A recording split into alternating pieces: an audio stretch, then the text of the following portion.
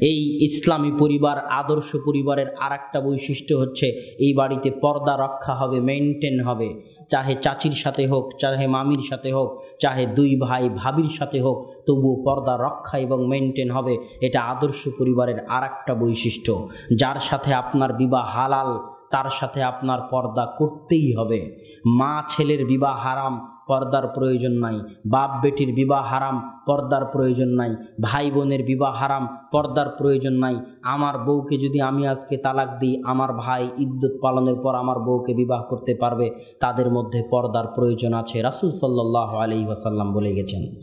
তাই একটি আদর্শ পরিবারের বৈশিষ্ট্য হচ্ছে বাড়িতে পর্দা রক্ষা হবে। যে পুরুষ পর্দা রক্ষা করতে পারে না তার বাড়িতে সে দায়ুস, তার মধ্যে দিয়াসা আছে।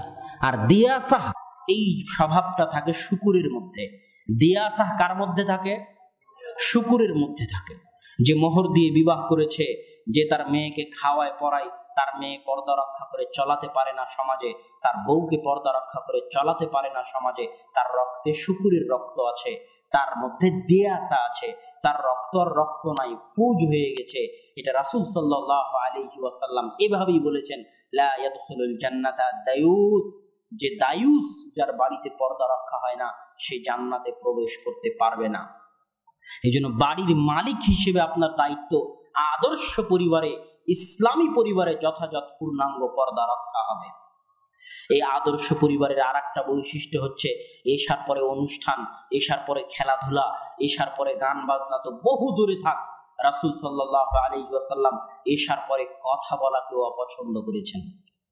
আদর্শ পরিবারে এশার পরে কোনো অনুষ্ঠানের আয়োজন, কোনো খেলাধুলা, কোনো গান বাজনা চলবে না। বরং আদর্শ পরিবারে এশার পরে তাড়াতাড়ি আগে আগে ঘুমিয়ে যাবে। আদর্শ পরিবারের আরো বৈশিষ্ট্য থাকবে মেহমানদারি করার স্বভাব, মানুষকে দেওয়ার স্বভাব। যেটা আপনি দিতে চাচ্ছেন ওটা আপনার ছোট বাচ্চাকে দিয়ে দেওয়ান, তাহলে আপনার বাচ্চার মাধ্যমে দেওয়ালে তার মধ্যে দেওয়ার স্বভাব আসবে।